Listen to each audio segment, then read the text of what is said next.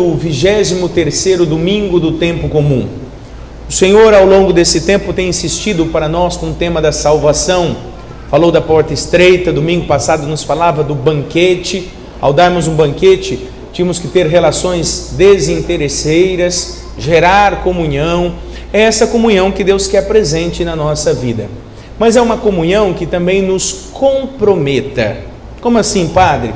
Estar em união com Deus gera em nós um comprometimento, um comportamento, vamos assim dizer, que é a resposta à graça de Deus para a nossa vida. Ou seja, nós temos que estar atentos àquilo que o Senhor espera de nós. E o Senhor, no Evangelho de hoje, Ele vem nos deixar claro quais são as exigências para aqueles que querem ser seus discípulos. É interessante ver que Jesus, Ele coloca essas exigências justamente no momento em que tinha uma grande multidão seguindo Ele. Assim começava o Evangelho. Grandes multidões acompanhavam Jesus. Um monte de gente. Qual era a preocupação de Jesus? Esse povo não pode me seguir achando que São Maria vai com as outras. Se você perceber, hoje o mundo está tão politiqueiro, que quando alguém toma uma decisão, ele vai logo querendo massificar os outros para que o acúmulo de pessoas pensando do mesmo jeito seja a confirmação da teoria daquela pessoa. É assim ou não é? E nós vamos nos acostumando. Parece que o que todo mundo faz é certo. O critério que determina a vida do cristão não é saber se todo mundo faz ou não faz as coisas. O critério que baseia a nossa vida deve ser a verdade. Afinal de contas, papai e mamãe, eu tenho certeza que todos vocês algum dia já deu essa resposta para os seus filhos. Quando eles tentaram justificar, papai, mamãe, deixa eu ir nessa festinha, todo mundo vai. Qual é a resposta que vocês falam? Você não é todo mundo. Portanto, vocês têm clareza que a massificação de uma opinião não é um critério que determine aquilo que a gente tem ou não que fazer, não é mesmo? E Jesus, preocupado, já que tinha uma grande multidão, falou, pera lá, quem quiser me seguir tem que entender o que eles estão querendo vivenciar. Não é simplesmente vir aqui e vir me seguir, não. Não é, e muitos estavam indo lá porque queriam curas, outros transformações, outros estavam seguindo até mesmo porque Jesus multiplicava pão, isso é bom, né, dá de comer, então ao menos fome a gente não passa, cada um tinha o seu motivo, mas Jesus quis deixar as pessoas conscientes que a nossa vida, ela vem determinada, não por aquilo que os outros pensam, mas vem determinada pela verdade. Então, meus filhos, no mundo atual é sempre bom reforçar isso. A verdade continua sendo correta, independente se as pessoas aderem a ela ou não. O nosso critério da ação não é o que o outro faz, mas o que é certo. Independente se ninguém faz, continua sendo certo, continua sendo correto. Aí a gente tem que pensar assim, padre, mas o que é certo? Certo é nós fazermos a vontade de Deus. Como eu disse, se o cristão ele é chamado a viver o critério da verdade na sua vida, a verdade tem nome para nós, é Deus. E um Deus que se manifesta através de Jesus Cristo. É justamente isso que a primeira leitura do livro da sabedoria vem nos dizer isso. Bom, se nós precisamos buscar a Deus como um conceito para a nossa vida, como um critério de verdade, a pergunta é, como é que a gente faz para chegar até Deus? E a primeira leitura do livro da sabedoria está falando isso. Escuta, como é que nós, homem, podemos conhecer os desígnios de Deus? Nós que somos mortais, tímidos, nosso corpo corruptível torna a nossa alma pesada. Como é que nós vamos conseguir chegar lá? Mal podemos conhecer as coisas que tem aqui na terra. Com muito custo nós compreendemos essa realidade terrena. Como é que nós vamos buscar essa realidade que é suprema? E aí o próprio autor, no final da leitura, ele chega a uma conclusão. Ele dá uma solução para essa dificuldade. Ele fala assim, acaso alguém teria conhecido o teu desígnio sem que lhe desse sabedoria e do alto enviasse o teu Espírito, o teu Santo Espírito? Ou seja, será que alguém conseguiria chegar até o pensamento de Deus sem que o Senhor não fosse ao seu encontro e sem que o Senhor não utilizasse da graça do Espírito Santo para fazer com que as pessoas compreendam essa realidade? Só assim se tornaram retos os caminhos dos que estão na terra, porque é pela sabedoria que foram salvos. Meus irmãos, o que o autor sagrado está dizendo é que mais do que o nosso esforço de buscarmos a Deus, é Deus quem se revela a nós. Mais do que um esforço humano para chegar até Deus, o que o Senhor espera de nós é sua abertura de coração, porque é Ele quem vem até nós. Se você vai pegar toda a Sagrada Escritura, o Antigo Testamento, por exemplo, o esforço de Deus para fazer uma aliança com o seu povo, para estar unido a esse povo, foi através dos patriarcas, dos juízes, dos profetas. No fim dos tempos, Ele enviou o seu próprio Filho Jesus Cristo, porque Ele falou, não, meu filho, eles vão entender. E em Jesus nós fomos reconciliados com o Pai. Então veja, meus filhos, o esforço para alcançarmos a verdade é acolhermos a revelação de Deus para nós. É acolhermos um Deus que se faz presente na nossa vida, acolhemos um Deus que não nos desampara.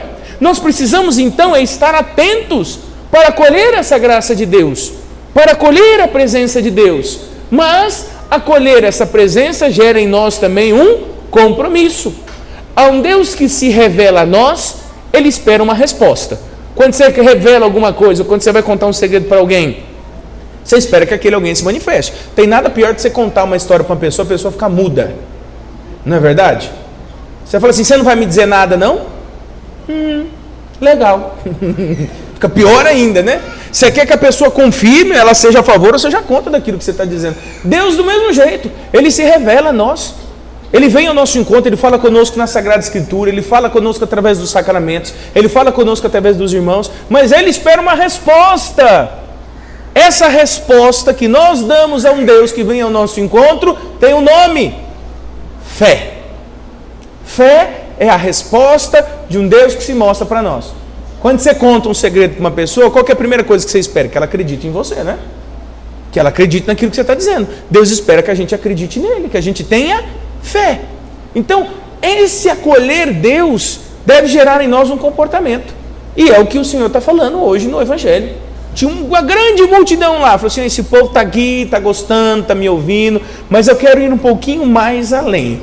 Se alguém vem a mim, e olha essa primeira palavra que Deus utiliza, não se desapega de seu pai, mãe, mulher, filhos, irmãos, irmãs e até da própria vida, não pode ser meu discípulo. Opa!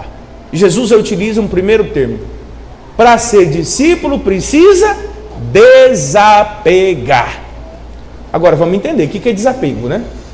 O que significa esse desapego? Desapego não significa excluir, rejeitar, não. Desapego é quando você tem uma coisa, mas essa coisa não é o mais importante ou não é a prioridade na sua vida. Você tem, mas você não deixa com que aquilo seja o mais importante para você. É uma dimensão daquilo que você tem. E esse desapego Jesus relata sobretudo em relações. Pai, mãe, irmão, irmã, mulher, filho. Só não fala sogra, né? Acho que sogra já tem desapego, é por isso. Mas do resto, ele utiliza quase todos os graus de parentesco, não é mesmo? Fala sobre todos. O que Jesus está querendo dizer? Se você quer ser meu discípulo, você não pode deixar que nenhuma outra relação humana esteja acima da nossa relação. Isso para mim não é nenhuma novidade, porque desde pequeno, aprendendo os mandamentos, me lembra que qual é o primeiro mandamento da lei de Deus? Amar a Deus sobre todas as coisas. Então não tem muita novidade, mas tem, porque às vezes na nossa vida terrena, por algumas desordens interiores, vamos assim utilizar esse termo, nós vamos nos apegando, nós vamos tendo necessidade de coisas, de pessoas, de aprovações, e Jesus começa a dizer assim, quem determina a relação sou eu. Não é você se apegando a essas situações que vai te deixar seguro, não. Muito pelo contrário. Faz é você quebrar a cara. Faz é você quebrar a cara. Muitas vezes você quebra a cara de uma relação de amizade, quebra a cara às vezes com decepções com o filho, com a esposa, com o esposo. É verdade ou não é? Essa tal estabilidade que vocês buscam, isso não existe. Existe sim, padre. Eu sou funcionário público. Eu tenho um emprego estável. Mentira. Você quer saber o período que o padre mais atende funcionário público? Quando muda governo, tanto municipal quanto estadual. É só mudar o gestor da pasta que aquele cara é capaz de desgraçar a sua vida. E eu já presenciei isso. Você exercia uma função, você era apegado àquilo, muda a gestão, você não exerce mais aquele cargo de confiança.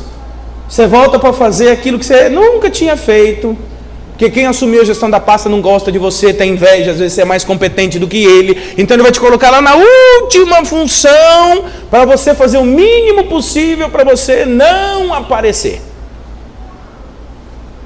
Tem gente que chega aqui quebrado interiormente.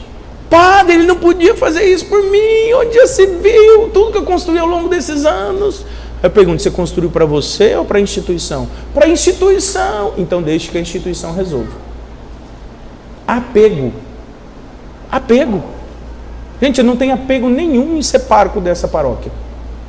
Tenho orgulho. Sou feliz aqui com vocês. Mas se o bispo me transferir amanhã, eu vou. Assim minha vida. Quando eu optei por Jesus, eu sabia que o desapego era uma das exigências. Vocês acham que o celibato que Deus exige para nós é a ausência de vida sexual? Isso é mais fácil, o corpo se acostuma. Difícil é você ser desapegado de afetos. De 6 em 6 anos ser transferido para uma outra realidade, começar relações do zero, conhecendo cada um, a realidade de cada um, se adaptando à realidade que o Senhor te chama ali para evangelizar. Isso sim é celibato. Isso é assim, você tem que amar a todos sempre, construindo novas relações, se abrindo a novas experiências de Deus. É aqui que se vive o celibato, então cuidado. Tem gente que vai passando por esse mundo buscando apegos, ciúmes, amigos que têm ciúmes do outro, marido que morre de ciúmes de mulher. Isso é desordem, tem alguma coisa desordenada aí dentro. Sentir falta é normal. Brigar por causa disso, excesso de insegurança, é coisas de desordem aí dentro. Você precisa ver se você está construindo relações saudáveis, senão você precisa procurar ajuda. Isso é excesso de apego. Por que eu falo desordem? Porque pode ter acontecido alguma coisa na sua vida que te faz agir assim. Isso é normal, tem causas psicológicas, diversos fatores podem nos fazer agir assim. Você só não pode fingir que está tudo normal, porque senão você está tampando o sol com a peneira. Tem que tomar cuidado com isso. Então cuidado com esses desapegos, eles nos escravizam. Nós vamos buscando segurança pessoal, quando a gente vê, a gente está tão amarrado a essas coisas, que a gente não é capaz de dar um passo distante dessa realidade. Então cuidado, seja livre, livre para amar a Deus, livre para servir o Senhor. E por isso que o Senhor continua dizendo 2 historinhas, do homem que constrói uma torre e de um rei que entra numa guerra contra outro reino. E Jesus está dizendo assim, presta atenção onde vocês estão entrando, porque se vocês querem ser discípulos, é que nem um homem que foi construir uma torre. Antes de construir uma torre, o que ele faz? Planeja, calcula. Se ele vê que não vai dar conta, ele vai fazer? Não, ele vai passar vergonha. Um rei que vai entrar com guerra com outro rei, você tem 10 mil homens, se vê que alguém está vindo com 20 mil homens, você acha que você vai ganhar? Então você vai dar um jeito de gerar paz antes da guerra acontecer. Jesus fala isso, olha, preste atenção, ninguém é obrigado a me seguir, mas quem for entrar, tem que entrar de cabeça. E essa é uma grande dificuldade. Tem gente que quer ser cristão, mas fica dividido. Quer ser cristão, mas não muda de vida. Quer ser cristão, mas continua fazendo piada de mau gosto. Quer ser cristão, mas quer continuar traindo a mulher. Ou a mulher quer continuar traindo o marido. Quer ser cristão, mas continua com a turma que não presta. Quer ser cristão, mas na hora que precisa dizer não a uma corrupção, é o primeiro a estar lá, tirando proveito das coisas. Não dá. Eu nunca vi um flamenguista vestir a camisa do Vasco. Por que um cristão precisa ficar vestindo essas outras camisas?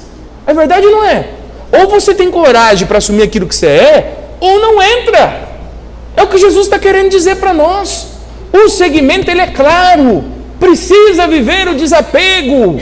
Precisa ter a coragem de entrar nessa realidade. Para quem tinha dúvida, a última frase do Evangelho de hoje, Jesus já liquida o assunto. Porque ele fala assim, do mesmo modo, portanto, qualquer um de vós, se não renunciar a tudo o que tem, não pode ser meu discípulo. Uia! Enquanto estava desapego, tá bom. Porque desapego é só não deixar aquilo mais importante para a nossa vida. A gente vai levando. Agora, quando fala renunciar, Jesus está falando assim, opa! Se você não trocar isso pelas causas do reino, você não serve para ser meu discípulo. Antes disso, Jesus tinha dito, né? Quem quiser ser meu discípulo, carregue a sua cruz e vá atrás de mim. Essa já é uma primeira dificuldade que a gente tem, né? Tem gente que quer ser discípulo de Jesus, mas quer estar na frente dele. Como assim, padre? Bom, muito simples. Ao invés de você se colocar diante de Deus para perguntar o que Deus quer da sua vida, a pessoa vai e decide tudo. Depois ela vem na missa e reza, Senhor, faça que dá certo, Senhor, faça que dá certo. Olha, porque eu estou iniciando esse novo projeto, Jesus, abençoa. Meu filho, a ordem está inversa. Você tinha que ter rezado antes da decisão, não é depois. É você querer colocar a carroça na frente dos bois. Está errado, a ordem está errada. Ser discípulo é confiar que, seguindo os passos do Mestre, nós vamos aonde nós precisamos estar. É essa consciência que nós precisamos ter, meu filho. Ou você renuncia, ou você desapega, ou você está querendo viver a sua dinâmica e não a dinâmica de Deus. E é aqui que está um grande desafio, e assim vou concluindo a pregação. Ser capaz de renunciar não é ser capaz de determinar a sua vontade. Não é simplesmente querer ou não querer algo. Renunciar é uma questão de fé. Às vezes você não tem coragem de tomar decisões por Deus, porque te falta fé para acreditar que Deus está guiando a sua vida, que Deus está direcionando a sua história. E aí, meu filho, quando falta fé, faltou a nossa resposta a esse Deus que veio ao nosso encontro. Eu comecei essa pregação dizendo que fé é a nossa resposta a um Deus que se revela, a um Deus que se mostra, a um Deus que quer participar da nossa vida. Se você não confia nesse Deus, você não vai a lugar algum. E pior, além de não ir, você vai se apegando a tudo aquilo que aparece na sua vida, como se isso fosse te salvar. Esse é o grande problema que nós encontramos hoje na igreja. Tem gente que quer viver aqui dentro, se diz discípulo, mas continua reproduzindo comportamentos completamente diferentes. Não deixe, meu filho, que os seus apegos pessoais, que as suas desordens interiores te impeçam de ser livre para seguir o Senhor, te impeçam de renunciar o que precisa ser renunciado. Jesus não te pede uma vida perfeita, por isso ele fala que tem cruz. Jesus fala que tem cruz. Abraça a sua cruz, abraça a sua dificuldade, mas vai atrás do Mestre, vai atrás, siga os seus passos. Não queira determinar o que Deus vai fazer na sua vida, mas esteja disposto a entrar na dinâmica do Senhor. Meu filho e minha filha, se não tiver renúncia, se não tiver entrega, Deus não vai conseguir fazer nada na sua vida. Tem sempre um caso que eu conto de um seminarista que uma vez, quando eu trabalhava no seminário, ele chegou para mim e disse que ia sair do seminário. Quando ele me disse que ele ia sair do seminário, eu falei, eu já sabia. Ele olhou para mim assustado, ele falou, por quê? Eu falei, porque você nunca entrou no seminário. Porque você entrou no seminário, mas você não foi nem capaz de pedir exoneração do seu cargo público que você tinha. Padre, mas vai que... É esse vai que te impediu de seguir a Deus. Se você mesmo não confiava no chamado de Deus, por que é que você entrou? Porque se você sabia que você seria padre, você teria que ter entrada de cabeça. Você já viu alguém começar um novo relacionamento e continuar conversando com o ex-namorado ou com a ex-namorada? Vai dar certo? Não, até porque se o outro descobre, dá morte, né? Mas não dá certo. Ou você é capaz de acreditar no novo de Deus e entra com fé no projeto de Deus, ou seus desapegos não vão te tirar do lugar. Eu contei uma história aqui na última missa, acho que eu nunca tinha contado isso. Eu descobri minha vocação com 16 anos, estava no meio do segundo colegial. Você imagina o que é para um jovem de 16 anos, naquela ansiedade. Para quem me conhece sabe que eu sou ligado, não é nem no 220, é no 340, que eu tenho para fazer, eu faço e vou indo. E eu tive que esperar 1 ano e meio para entrar no seminário. Porque para entrar no seminário você precisa seguir um percurso de curso superior, né? Então tinha que terminar o ensino médio. 1 ano e meio. Estudava num colégio muito bom, com alunos muito bons, minha turma sempre foi muito boa. Quando chegou no meio do terceiro colegial, todo mundo começou a falar, vou prestar isso, vou prestar aquilo outro. Perguntaram para mim, o que você vai prestar? Eu falei, eu vou ser padre. E aí vinha um choque, né? Me senti um ET no meio dos meus amigos. Padre! O meu professor de química, por exemplo, eu ia prestar química, ele chegou para mim, no dia da formatura eu cheguei para ele, preciso te contar um segredo. Ele falou, o que, Eduardo? Eu falei, não vou prestar química. Não acredito. Você vai prestar o quê? Eu vou entrar para o seminário. Eu falei, não, todo mundo, menos você. É impossível você entrar no seminário. Você? Eu falei, eu. Imagina, você não era danado. A obra de Deus, né? Eu contei que minha catequista se emocionou quando eu entrei no seminário também. Chorou. Eu nunca acreditei que você ia ringar na vida. Imagina, você não era uma pestinha nos encontros de catequista. É por isso que quando eu pego uns meninos danados, a catequista chega em mim e fala assim, padre, tem um menino que ele é muito... Eu já olho e falo assim, eita, eu já fui assim. Eu nem olho com tanto rigor, porque eu sei que Deus pode fazer muita coisa na vida desses anjinhos. Pois bem, e nesse contexto, meus filhos, chegou a época de prestar vestibular, todo mundo pressionando. Eu falei, eu vou entrar para o seminário, mas vou prestar o vestibular. Fui lá, fiz minha inscrição, imprimi o boleto, 5º dia útil, era o último dia para fazer a inscrição para o vestibular, chego no banco, Na fila, aquela fila. Imagina, quinto dia útil, daquele jeito, né? E eu na fila, de repente veio assim no meu coração: o que é que você está fazendo aí? Eu olhei assim, uai, será que alguém está falando comigo? E aquilo começou a latejar no meu coração: o que você está fazendo aí? E eu comecei a refletir: gente, mas eu vou ser padre. Já estava tudo certo que eu ia entrar no seminário em janeiro, fevereiro, né? Saí de casa dia 13 de fevereiro de 2003 para vir para Palmas. E aí eu pensei assim: é verdade, o que eu estou fazendo aqui? Eu vou ser padre. Aí eu comecei a pensar: por que eu tenho que prestar essa prova? Pelo meu apego, pela minha vaidade? Eu preciso mostrar para alguém que eu seria capaz de ter seguido uma vida normal? Eu preciso provar o que para quem? Quando eu comecei a fazer esses questionamentos, eu rasguei aquele boleto, joguei dentro do lixo do banco e fui embora. Quando eu cheguei em casa, minha mãe falou assim: ué, mas e aí, fez a inscrição? Eu falei: não. Ué, mas você queria tanto? Eu falei: mãe, eu queria, mas Deus tem outros planos para a minha vida. Os meus amigos passaram em grandes faculdades, USP, Unesp, Unicamp, todo mundo ringou na vida. E eles perguntaram para mim: você vai para onde? Eu falei: para Palmas. Fazer o quê? Entrar no seminário. O curso lá é reconhecido? Não. O curso está abrindo. Eu passei em primeiro lugar no vestibular. Tinha quantas pessoas prestando? 40. Tinha quantas vagas? 200. Quem quisesse entrar, podia entrar, né? No seminário sempre sobra vaga, né? Mas eu prestei o vestibular e aí depois eu relembrando com eles, Deus primeiro me fez renunciar à minha vaidade. Deus primeiro me fez renunciar a todos os meus sonhos, os meus projetos.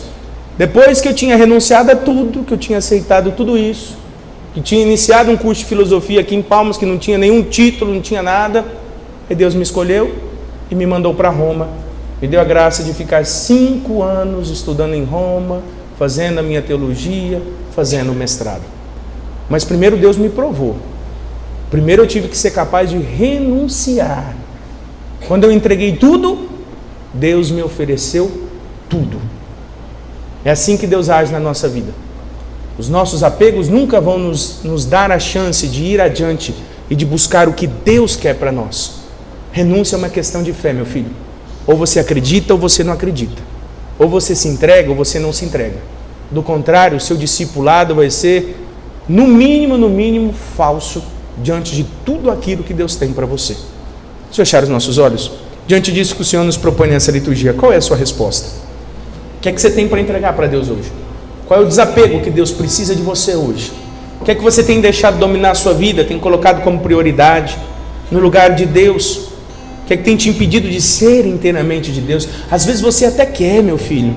Às vezes você não é apegado porque você quer também. Isso às vezes é alguma desordem, alguma coisa aconteceu na sua vida. Alguma insegurança você viveu, te deixou ciumento, te deixou apegado a todas essas coisas. Não importa a causa. Hoje você tem que ser capaz de entregar isso para o Senhor. Entregue os seus apegos, entregue ao Senhor as suas seguranças pessoais. O que Deus pede para você é que você acredite que o Criador sabe o que a criatura precisa. O que Deus pede para você hoje é que você confie que o Criador sabe melhor do que você mesmo aquilo que é importante na sua vida. Que o Criador sabe aonde você precisa estar e o que você precisa vivenciar. Por isso hoje deposite sua fé no Senhor e tenha coragem de dizer: Senhor, me conduza, Senhor, me direcione. Ainda que eu não seja, Senhor, detentor de todo o processo, ainda que eu não tenha segurança de saber o que vai acontecer, eu estou aqui, Senhor, e eu quero colocar a minha vida nas Tuas mãos, Mestre. Eu quero colocar a minha vida nas Tuas mãos. Eu preciso aprender a seguir os Seus passos, mesmo com as minhas limitações, mesmo com as minhas enfermidades, mesmo com a minha cruz, Senhor. Eu preciso entender que quem dita o ritmo é o Senhor. Ajuda-me, Senhor, a compreender que aquilo que o Senhor tem para mim é muito mais seguro do que aquilo que eu posso construir sozinho. Vós sois o nosso critério, Senhor. Perdão pelas vezes que quisemos viver o discipulado dividido, quisemos ser de Deus, porém com atitudes antigas, incongruentes, desfavoráveis. Perdão pelas vezes que a minha entrega não foi sincera, não foi completa. que foi o que impediu o Senhor de concluir a sua obra no nosso coração e na nossa vida. Acorde, Senhor, hoje a nossa vida, a nossa entrega. Colocamos diante do Senhor todos os empecilhos, Senhor, que talvez até hoje me impediram de confiar plenamente no Senhor. E pedimos a intercessão da Virgem Maria, que ela esteja ao nosso lado em nossa caminhada, nos ajudando a renunciar tudo aquilo que não convém à nossa vida cristã. Que o Divino Espírito Santo nos ilumine, para que a nossa entrega seja sincera, o nosso caminhar atrás do Senhor seja constante, mas sobretudo a nossa renúncia seja uma renúncia consciente. Entregamos ao Senhor a nossa vida com a fé necessária, que o Senhor irá nos conduzir, irá nos direcionar. Ele sabe o que é melhor para cada um de nós. Assim seja. Amém.